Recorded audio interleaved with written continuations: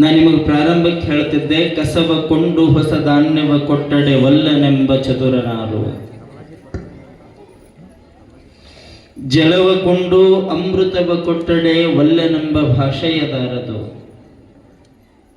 ನಿಮ್ಮ ಮನೆಯೊಳಗೆ ನೀರು ಎಷ್ಟು ಅದಾವ ಅಷ್ಟು ನೀರು ಕೊಡ್ರಿ, ನಾವು ಅಷ್ಟು ನಿಮಗೆ ಹಾಲು ವಾಪಸ್ ಕೊಡ್ತೀವಿ ಅಂತಂದ್ರೆ ಯಾರು ಒಲ್ಲೆ ಅಂತೀರನ್ರಿ? ಒಂದು ಕೊಡ ನೀರಿಗೆ ಒಂದು ಕೊಡ ಹಾಲು ಕೊಡ್ತೀವಿ ಅಂದ್ರೆ ಒಲ್ಲೆ ಅಂತ ಯಾರ ಮನೆ ಕುಂದ್ರೋರದೀವಿ ನಾವು? ಇಲ್ಲ. ನಿಮ್ಮ ಮನೆಯೊಳಗೆ ಮೂಲ್ಯಾಗ ದುಡ್ಡಿರ್ತೀರಲ್ಲ ಕಸ,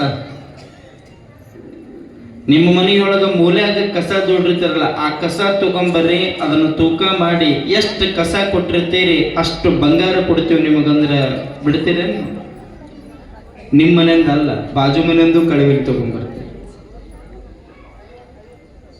ಅಪ್ಪಿ ಹೊತ್ಕೊಂಡು ಬಿದ್ದಿರು, ಹುಷಾರು, ಮಣಕಾಲಿ ಮೂವ ಮುರಿತಾವ.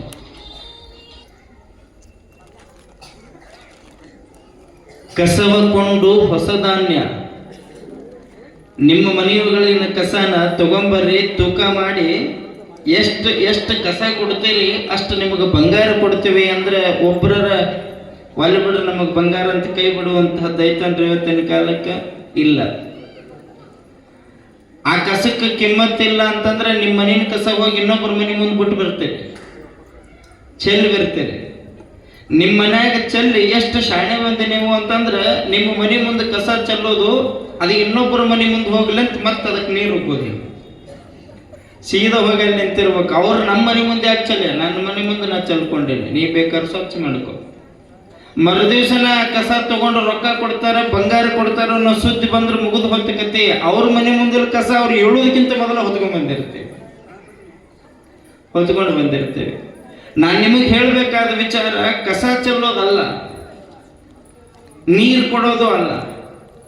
ಯಾವುದು ಅಂತಂದ್ರೆ 3ನೇ ಸಾಲನ್ನು ಬಹಳ ಅದ್ಭುತವಾಗಿ ಬರೀತಾರವರು. ಎನ್ನಂತರಂಗದ ಜ್ಞಾನವ ಕೊಂಡು ನಿಮ್ಮಂತರಂಗದ ಸುಜ್ಞಾನವ ಬಿಟ್ಟಡೆ ನನಗಿಂತ ಮೂರ್ಖ ಮತ್ತೊಬ್ಬನಿಲ್ಲ. ಕಸ ತಗೊಂಡು ಬಂಗಾರ ಕೊಡೋದು ಬೇಕಾಗಿಲ್ಲ, ನೀರು ತಗೊಂಡು ಅಮೃತ ಹಾಲು ಕೊಡೋದು ಬೇಕಾಗಿಲ್ಲ. ನನ್ನ ತಲೆಯಾಗ ಒಂದಷ್ಟು ನಾನು, ನನ್ನದು, ನನಗಾಗಿ, ನನಗೋಸ್ಕರ ಅಧಿಕಾರ, ಸಂಪತ್ತ, ರೊಕ್ಕ, ರೂಪಾಯಿ, ಗರ್ವ ತುಂಬಿಕೊಂಡದಲ್ಲ. ಆ ಅಹಂಕಾರದ ಕೋಡನ್ನು ನಿಮ್ಮ ಪಾದಕ್ಕೆ ಹಾಕಿ ಬಿಡ್ತೀನಿ, ನನ್ನನ್ನು ಸುಜ್ಞಾನಿಯನ್ನಾಗಿ ಮಾಡುವಂತ ಬರುವಂತಹ ಜಾಗ ಐತಲ್ಲ, ಅದು ಮರುಳಾರಾಧ್ಯರ ಮಠ. ಇಲ್ಲಿ ಬಂದಾಗ ಬಂಗಾರ ಸಿಗದೇ ಇರಬಹುದು, ಆದರೆ ಅಮೃತಕ್ಕಿಂತ ಹೆಚ್ಚಿನದಾದ ಸಂಸ್ಕಾರ ಸಿಗುತ್ತೆ. ನೀವು ಪಡೆದುಕೊಂಡ ಬಂಗಾರ ಮತ್ತೊಬ್ಬ ಕಳ್ಳನ ಕಣ್ಣದರ ಮೇಲೆ ಬೀಳಬಹುದು, ಆದ್ರೆ ಸಂಸ್ಕಾರದ ಮೇಲೆ ಯಾವ ಕಣ್ಣು ಬೀಳಂಗಿಲ್ಲ. ಗೊತ್ತಿರಲಿ, ಬಂಗಾರ ಧರಿಸಿದವನ ಕೊಲೆ ಮಾಡುವುದಕ್ಕೆ ಬರ್ತಾರ, ಸುಜ್ಞಾನ ಧರಿಸಿದವನ ಕಾಲು ಬೀಳಕ್ಕೆ ಬರ್ತಾರ. ಜನ ನಮ್ಮ ಹತ್ರ ಕಾಲು ಬೀಳಕ್ಕೆ ಬರ್ಬೇಕು ಅಥವಾ ನಮ್ಮ ಕಾಲು ಮುರಿಯಾಕ್ ಬರ್ಬೇಕು, ಅರ್ಥ ಮಾಡ್ಕೊಳ್ಬೇಕಲ್ಲ.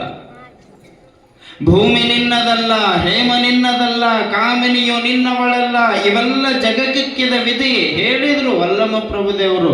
ನಾವು ಕೇಳಿವೆ, ಆದ್ರೆ ನಂದಲ್ಲ ಅಂತ ಒಬ್ರು ಅನ್ನುವಂಗಿಲ್ಲ, ನಂದಲ್ಲ ಅಂತ ಒಬ್ರು ಅನ್ನುವಂಗಿಲ್ಲ. ನಾ ಹೇಳ್ತೇನಲ್ಲ, ಸಪ್ತಸೂತ್ರಗಳನ್ನು ಹೇಳಿದ ಬಸವಣ್ಣನವರ ವಚನವನ್ನ ಪ್ರತಿಯೊಬ್ಬ ಮಕ್ಕಳು ಹೇಳ್ತಾವ. ಕಳಬೇಡ, ಕಳು ಮಾಡಬೇಡ, ಕಳು ಮಾಡೋದು ಯಾರು ಬಿಟ್ಟಾರ? ಕೊಲ್ಲಬೇಡ, ಕೊಲ್ಲೋದು ಯಾರು ಬಿಟ್ಟಾರ? ಹುಸಿಯ ನುಡಿಯಲು ಬೇಡ, ಸುಳ್ಳು ಹೇಳೋದು ಯಾರು ಬಿಟ್ಟಾರ?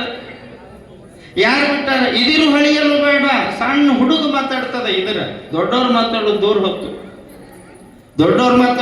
ಹೊತ್ತು. ತನ್ನ ಬಣ್ಣಿಸಬೇಡ, ನಿನ್ನ ಬಗ್ಗೆ ನೀನೇ ಹೇಳ್ಕೋಬೇಡ ಅಂತ ಅಂತಿರ್ತಾರ, ಇವರು ಅಂತಾರೆ ಖರೆ, ಆದ್ರೆ ಹೇಳೋದು ಬಿಟ್ಟಾರೇನ್ರಿ? ನಾನಿಲ್ಲ ಅಂದ್ರೆ ನಮ್ಮ ಮನಿನ ಇಲ್ಲ ನೋಡಂತಿರ್ತಾರ ಒಂದಿಷ್ಟು ಮಂದಿ. ನಾನಿಲ್ಲ ಅಂದ್ರೆ ನಮ್ಮ ಮನಿನ ಇಲ್ರಿ. ಅಲ್ರಿ ಅಜ್ಜಾರ ನಿಮಗ್ ಗೊತ್ತಿರ್ಲಿ ಹೇಳ್ತಿರ್ತಾರ ನಮಗ್ ಒಂದಿಷ್ಟು ಮಂದಿ. ಅಲ್ರಿ ಅಜ್ಜಾರ ನಿಮಗ್ ಗೊತ್ತಿರ್ಲಿ, ನಾ ಇಲ್ಲ ಅಂದ್ರೆ ಈ ಮನಿನ ಇಲ್ಲ. ಅಕ್ಷತ್ರ ಅಮಾಸಿ ನಿಲ್ಲತ್ತೇನ್ರಿ?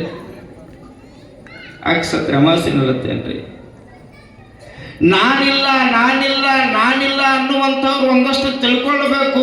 ನೀನಿಲ್ಲಲ್ಲ, ನಿಮ್ಮ ಅಪ್ಪಿಲ್ಲ ಅಂದ್ರೂ ಮನೆ ನಡೀತೈತಿ. ಯಾಕಂದ್ರೆ ನಡೆಸಾವ ಪರಮಾತ್ಮ ಮೇಲೆ ಕುತ್ಕೊಂಡಣ್ಣ, ಆಶೀರ್ವಾದ ಮಾಡೋ ಗುರು ಮೇಲೆ ಕುತ್ಕೊಂಡಣ್ಣ.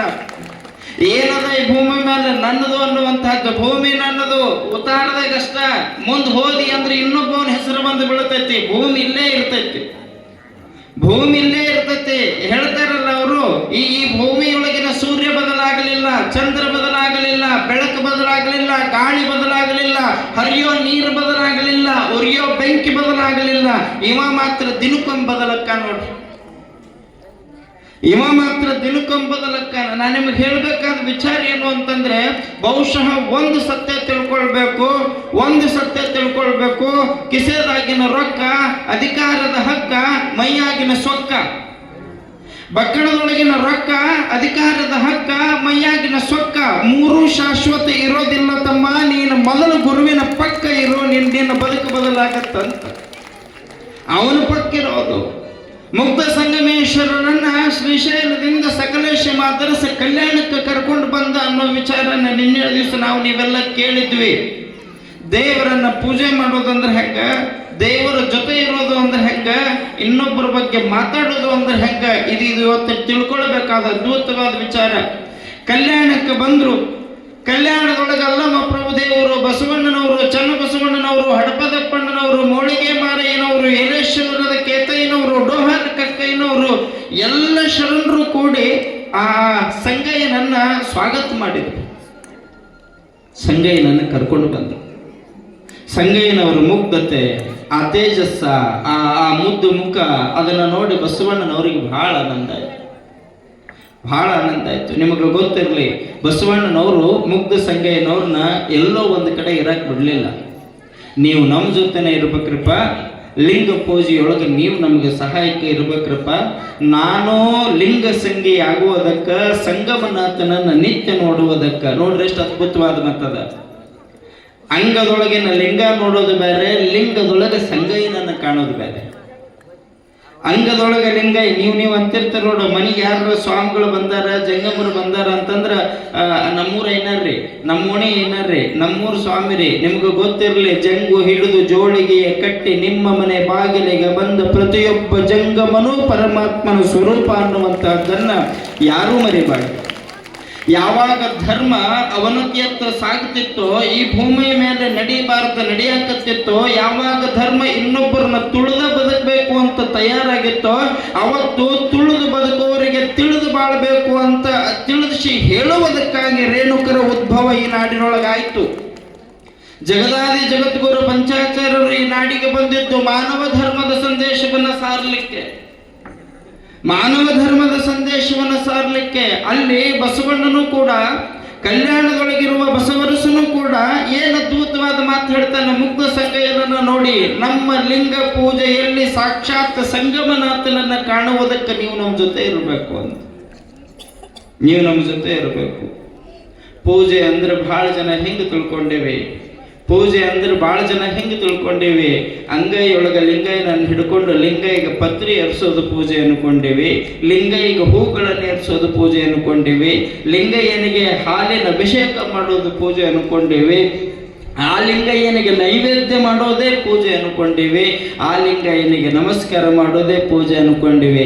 ಹೌದು ಕರೆ, ಅಂಗೈಯೊಳಗಿರೋ ಲಿಂಗಯ್ಯಗೆ ನಾವು ಹೂ ಕೊಟ್ವಿ, ಪತ್ರಿ ಕೊಟ್ವಿ, ಅದೇನು ನೈವೇದ್ಯವನ್ನು ಕೊಟ್ವಿ, ಏನೆಲ್ಲವನ್ನು ಕೊಟ್ವಿ. ಖರೆ ನಿಷ್ಕಲ್ಮಶವಾದ ಹೃದಯವನ್ನು ಕೊಡಲಿಲ್ಲ, ಮನಸ್ಸು ಕೊಡಲಿಲ್ಲ, ಪ್ರಾರ್ಥನೆ ಮಾಡಲಿಲ್ಲ. ನಿಮಗೆ ನೇರವಾಗಿ ಹೇಳ್ಬಿಡ್ತೇನೆ, ಬಹುಶಃ ಇವತ್ತೊಂದು ಪ್ರಾಯೋಗಿಕವಾಗಿ ಹೋಗ್ಲಿ. ಅಂಗೈಗಳಿಗಿರೋ ಲಿಂಗಯ್ಯ ನೀವು ಕೇಳಿದ್ದು ಕೊಡ್ತಾನ, ಒಂದೇ ದಿವಸ ಇವತ್ತು ಕೇಳಿದ್ದು ನಾಳೆ ಕೊಡ್ತಾನಂತಂದ್ರೆ ನೀವು ಕೂಡ ಲಿಂಗಯ್ಯನನ್ನು ಹಿಡ್ಕೊಂಡು ಕೇಳುವಂತಹದ್ದು ಏನದ ಹೇಳ್ರಿ ನೋಡೋಣ.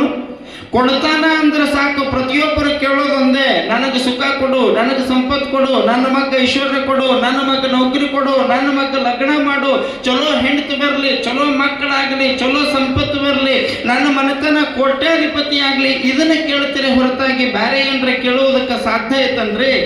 ನೀವುಗಳೆಲ್ಲ ಕೈಯೊಳಗೆ ಲಿಂಗಯ್ಯನನ್ನು ಹಿಡ್ಕೊಂಡು ಮನೆಗೆ, ಮಕ್ಕಳಿಗೆ, ಸಂಪತ್ತನ್ನು ಕೇಳಿದ್ರಿ. ಆದ್ರೆ ಇಲ್ಲಿ ಕುಂತಾರಲ್ಲ ಎಲ್ಲ ಪೂಜ್ಯಪಾದರು, ಇಲ್ಲಿ ಕುಂತ್ಕೊಂಡಾರಲ್ಲ ಎಲ್ಲ ಪೂಜೆಪಾರರು, ಮನೆಯವ್ರನ್ನ, ಮನಸ್ಸಿನವ್ರನ್ನ ಎಲ್ಲರನ್ನ ದೂರವಾಗಿಟ್ಟುಕೊಂಡು ಅದೇ ಅಂಗೈಯೊಳಗೆ ಲಿಂಗಯ್ಯನನ್ನು ಹಿಡ್ಕೊಂಡು ನಿತ್ಯ 3 ಹೊತ್ತು ಪೂಜೆ ಮಾಡಿ ಕೇಳ್ತಾರೆ.